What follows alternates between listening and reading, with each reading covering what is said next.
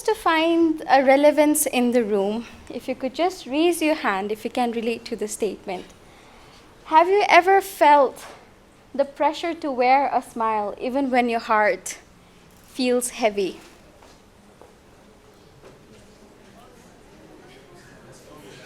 I see almost 80% of the hands raised. And yeah, I feel you as well.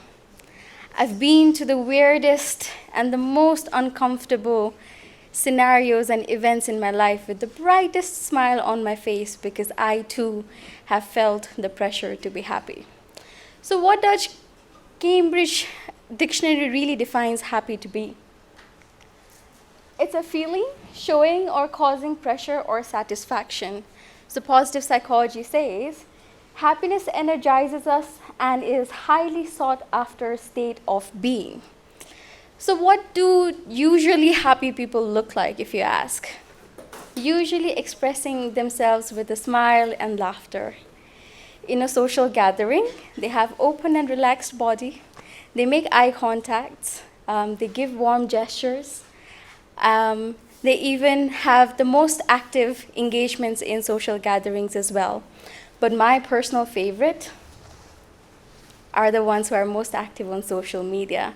They post the happiest selfies, happy moments from the holidays, from their personal life, and from their professional life. And we are very quick to compare ourselves. And where do we really stand as compared to them? If you recognize any of the pictures from the slides, then these are a very few of well-recognized celebrities all around the world, from Deepika Padukone and Karan Johar to Jim Carrey, Michelle Obama, and Demi Lovato. I'm sure we follow them on social medias. These are the influencers and celebrities who have climbed the most wonderful success ladders of their life. We follow their socials, we read their stories on magazines, we see their happy moments. But do you ever wonder if our eyes deceive us at all? Because these are also the very same people who have come forward sharing their life living with depression, because they too feel the pressure to be happy. The pressure to be happy is also a lot to do with us exploring what does it really feel inside.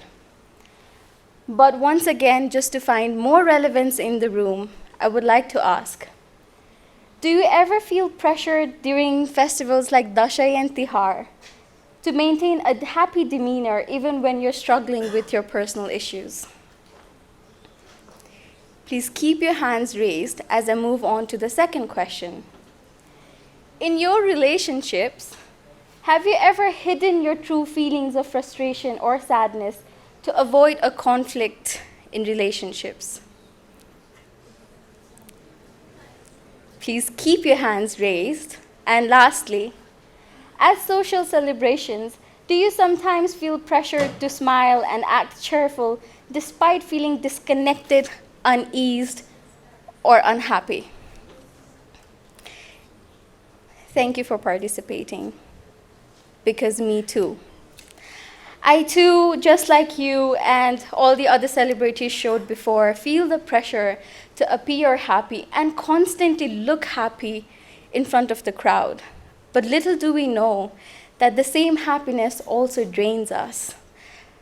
So, at some point in my life, I realized, when do you really know that the happiness that I've been chasing for the last 20-something years is actually draining me?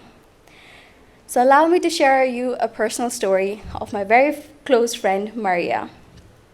Maria lives in London. She's a very hardworking professional, a great student. Any free time that she gets, she goes on jumping on the computer, investing in self-growth and research. After years of putting in so much hours in projects, she finally receives the very well-deserved promotion that she's been working for years. Her promotion makes a remark on social media. Few of the media journalists has called her forward for amazing interviews. She flashes her brightest smiles wearing colorful clothes, giving amazing interviews, and the interviews are all over the internet. But little do I know that Maria was also going through a major family conflict and a breakup parallelly. She would cry to me on the phone before almost every interview that all she wanted to feel was heartbreaks, anger, and fear. But every time that she went in front of everyone, all she really showed was happiness. And I stood there. Right by next to her every time before she went to bed, as she cried on the phone because she felt the heartbreak. But I was also parallelly on the phone, going through all the interviews and all the magazines and the photo shoot that she gave with the brightest smile. And that is when I put my foot down to fully realize that I no longer want to chase the happiness that the society wants us to follow. Because happiness also means a lot of emotional suppressions, which is very dangerous. It can also give you chronic stress and anxiety.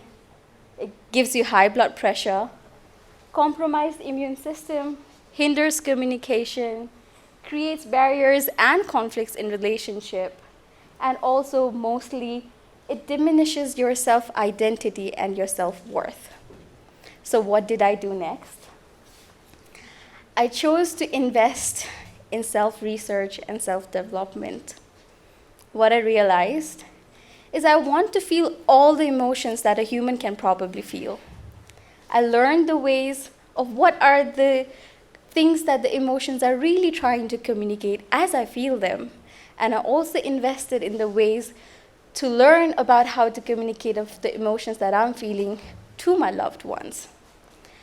So anger taught me that it wants to signal there is some injustice and I'm not happy.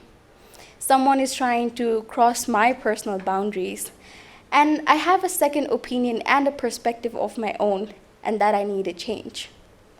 Sadness taught me that I want support, and I want to rather focus on recovery. And even jealousy, it taught me of the things that I want and desire in life.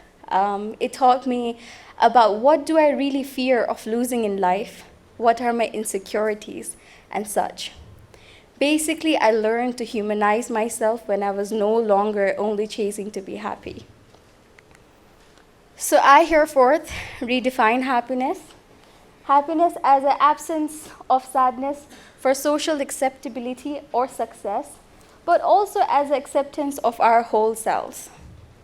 So hereforth, taking my stage, I would once again take my stand to no longer put into or give into the social pressure of wanting to be happy or wanting to appear happy, because I rather choose to feel and express all the emotions that I feel because I'm just a human. Thank you.